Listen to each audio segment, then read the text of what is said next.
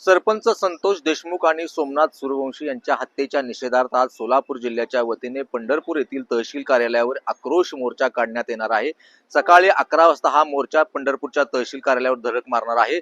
सोलापूर जिल्ह्यातील मराठा बांधवासह सर्व जाती धर्माच्या वतीने हा आक्रोश मोर्चा काढण्यात येणार आहे। मसाजोगचे सरपंच संतोष देशमुख यांच्या हत्येला जवळपास 2 महिने उलटून गेलेले आहेत, तरी अद्याप खरे आरोपी मोकाट सुटल्याची सगळ्या बांधवांचा आरोप आहे आणि या आरोपींना जास्तीत जास्त कडक शासन व्हावं यासाठी खरं तर हे आक्रोश मोर्चा काढण्यात येतोय। गेल्या अनेक दिवसांपासून महाराष्ट्रभर हे आक्रोश मोर्चे काढले जात आहेत आणि सोलापूर जिल्ह्याच्या वतीने हा आज आक्रोश मोर्चा काढण्यात येणार आहे। या आक्रोश मोर्चाला भाजपचे आमदार सुरेश धस असतील, मनोज जरांगे पाटील असतील आणि देशमुख कुटुंबीय देखील या आक्रोश मोर्चामध्ये सहभागी होणार आहे।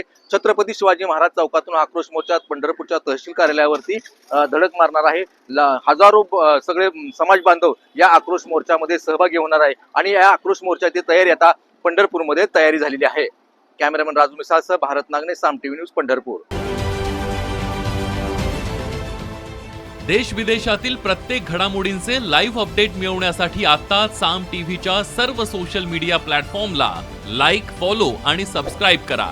तसंच सर्व नोटिफिकेशनसाठी बेल आयकॉन प्रेस करायला विसरू नका।